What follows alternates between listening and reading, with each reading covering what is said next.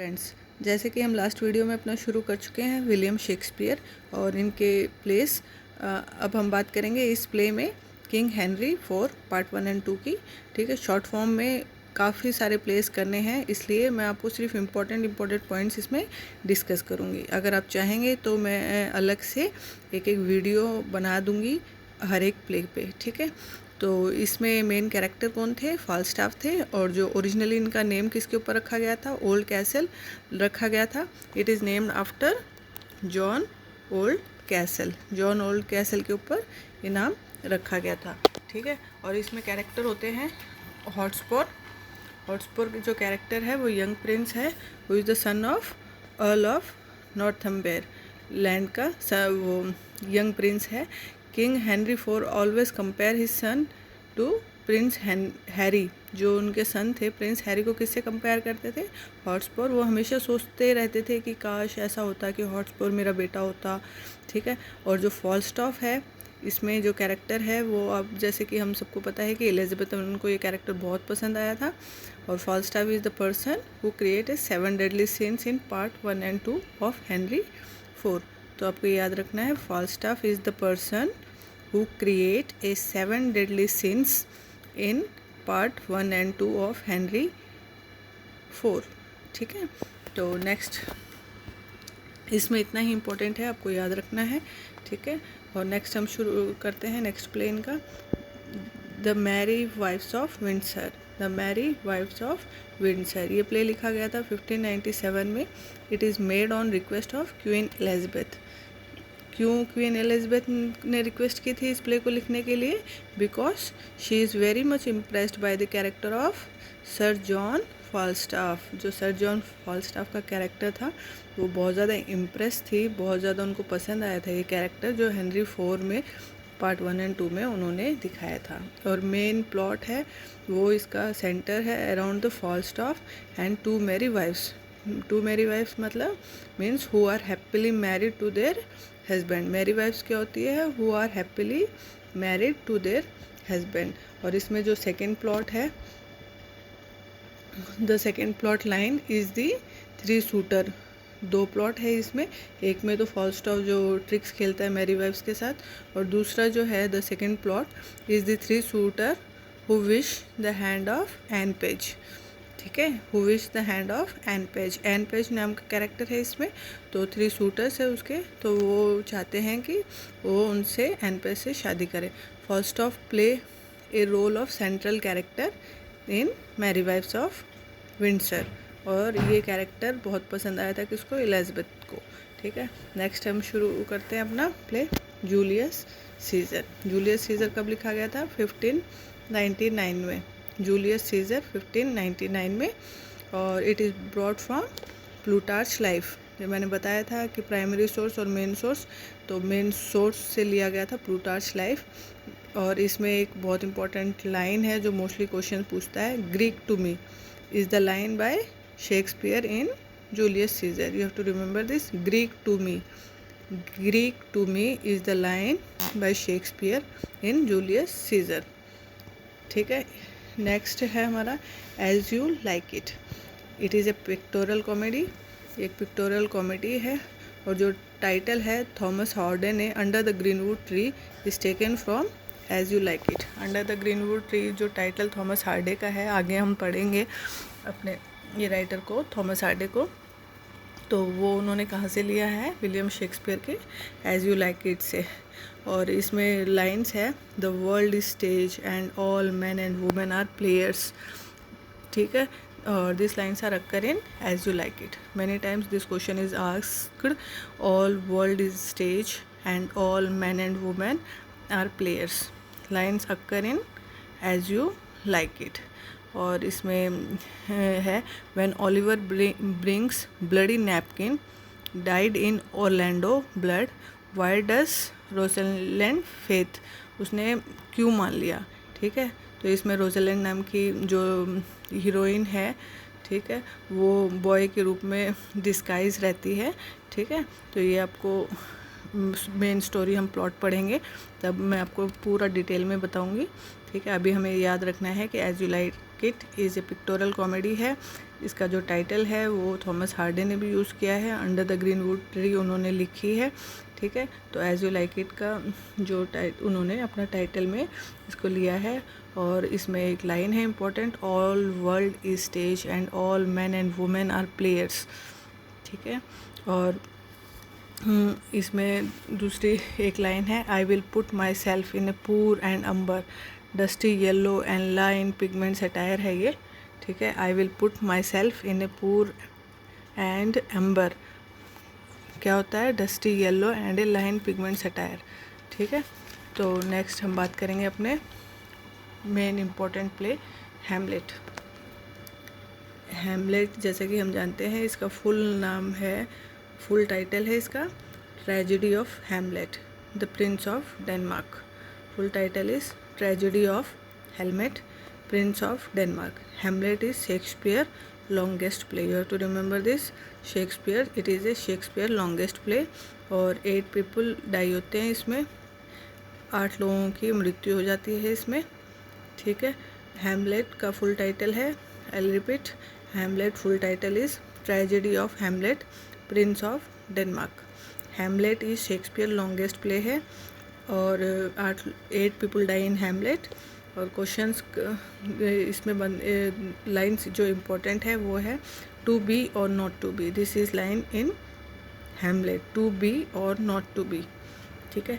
There is a special providence, providence मतलब interest in the fall of sparrow, sparrow का stand for man, जो sparrow होता है fall of sparrow दिखाया गया है, तो वो क्या है, stand for man, sparrow stand for man, this is a special interest in the fall of sparrow stand for man. और जो लाइंस है वो इम्पोर्टेंट लाइंस आप नोट कर लीजिए, टू बी और not to be. And next is how noble in reason, how infinite in faculty, in form and moving, in action how like an angel, talking about man in Hamlet, ठीक है। This lines are talking about man in Hamlet. Next हम बात करते हैं 12th night की।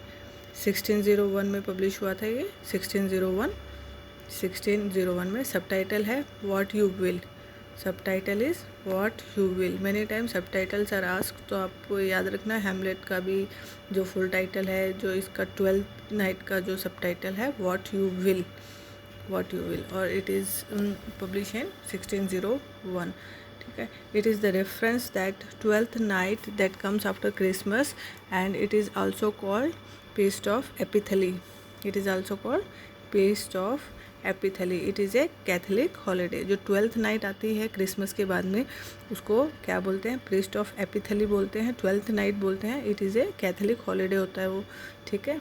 And occasion, ये एक occasion है in which servant dresses up as their master and man as women. The idea of cross idea इसमें लिया गया है, जो सर्वेंट होते हैं वो अपने मास्टर्स की तरह ड्रेस अप होते हैं, जो मैन होते हैं वो वुमेन की तरह, वुमेन होते हैं जो मैन की तरह, तो क्रॉस आइडिया, ठीक है। 12th night play influence W.S. Somerset Maugham, who is the British author, wrote a novel called Cakes and Alley, जो किसने लिखा है, सोमरसेट मॉगम ने। किससे इन्फ्लुएंस होकर लिखा है, 12th नाइट। कौन सा play, cakes, CAKES, cakes and ALE, और इसका सब टाइटल है skeleton in the cupboard, subtitle is skeleton in the cupboard, और इट इज़ रिटन इन 1930। तो you have to remember this, जो W.S. सोमरसेट मॉगम ने लिखा है, ब्रिटिश ऑथर थे ये भी एक, 1930 में, cakes and LA, CAKES, cakes and ALE, ये इसका सब टाइटल है skeleton in the cupboard, skeleton in the cupboard. ये 12th नाइट से इन्फ्लुएंस होके सोमरसेट मॉगम ने लिखा है, ठीक है। Toby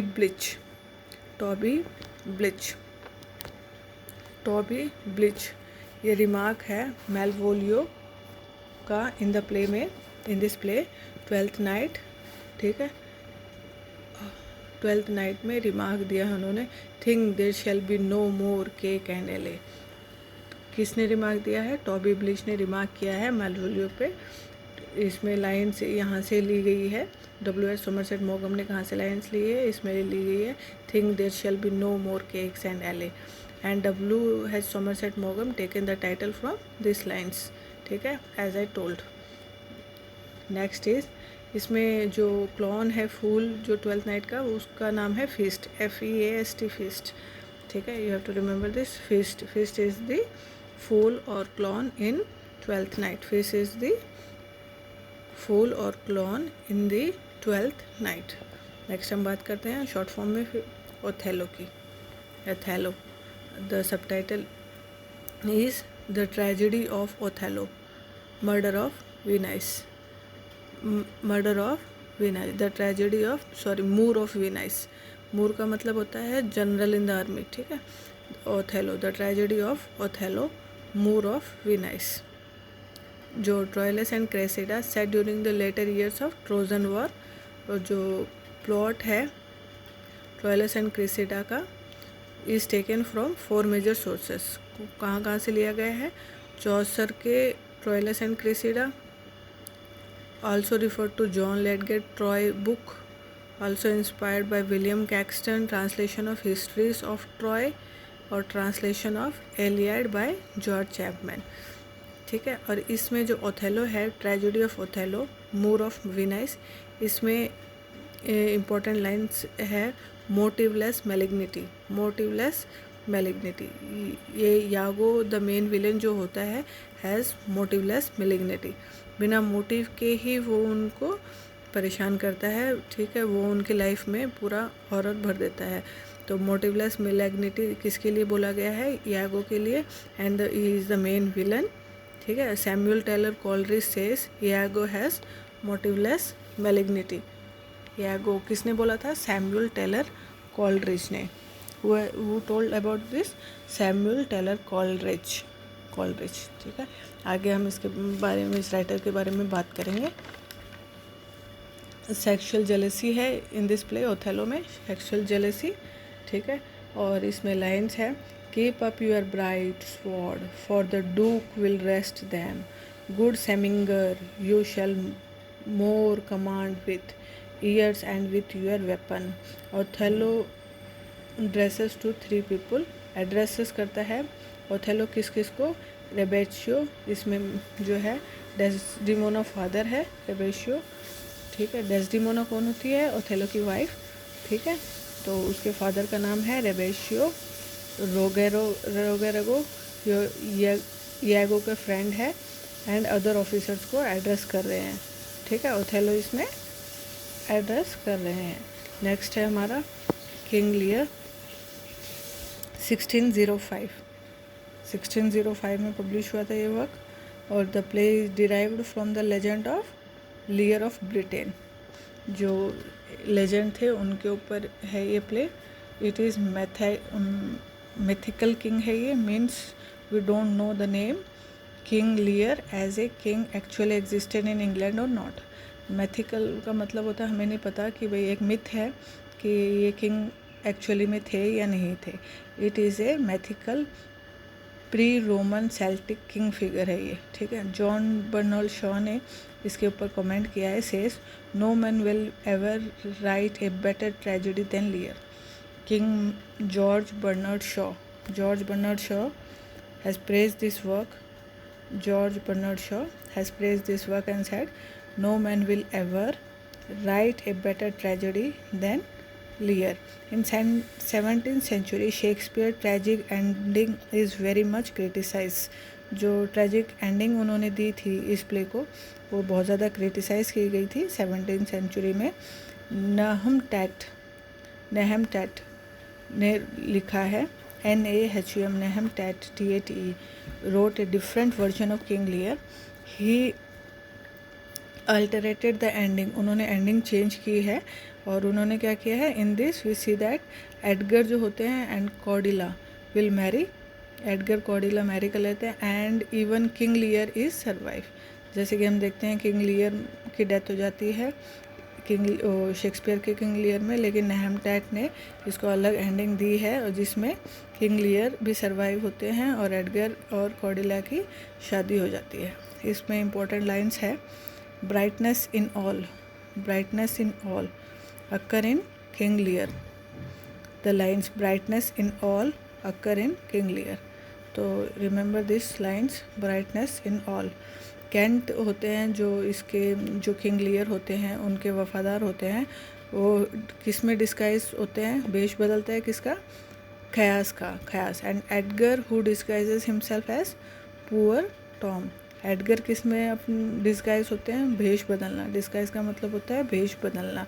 he portray to be mad, और वो पोर्ट्रे अपने आप को दिखाते हैं कि वो मैड हो गए हैं। तो इसमें क्वेश्चन बनता है who among the following speak in the voyages of poor Tom. तो इसमें जैसे मैंने बताया पुअर टॉम एडगर है, ठीक है। और some lines are also important. Famous line है इसकी reason in madness. Last mad हो जाते हैं ये, तो ये लाइन है इसमें रीज़न इन मैडनेस। तो this are the famous line in King Lear. Kent disguise because he want to continue to serve King Lear as Caius, KHAIS Caius, ठीक है। In King Lear 2 which women has, question है in King Lear 2 which women has Edmund स्वैंग himself. इसमें क्या है, both Goneril and रैगन।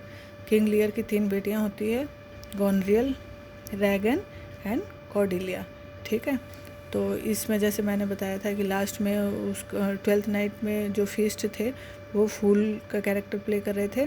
इसमें कौन है, who is referred to be as a child in King Lear, तो fool, the name is fool, ठीक है। तो हम क्वेश्चन डिस्कस कर लेते हैं, फिर आगे के प्ले हम नेक्स्ट वीडियो में करेंगे, ठीक है। Which Shakespeare character says nothing can come of nothing. Which Shakespeare character says nothing can come of nothing. King Lear, answer is King Lear. Which Shakespeare character says nothing can come of nothing? Answer is King Lear। Next question is which character says thus about jealousy? It is a green-eyed monster। jealousy के ऊपर बोला है it is a green-eyed monster which doth mock the meat it feeds on। किसने ये lines बोली है, Iago ने। Iago has told this lines। Iago has told this lines, ठीक है। और 12th नाइट की द फेमस लाइन है, the line of 12th night है, द लाइन को क्वेश्चन है, इसका एक क्वेश्चन बनता है, the line of the line if music be the food of love play on appears in Shakespeare which play? 12th night. If music be the food of love play on, this lines are appear in 12th night. तो ये आज के लिए इतना ही, और please watch, like and subscribe my channel. Thank you.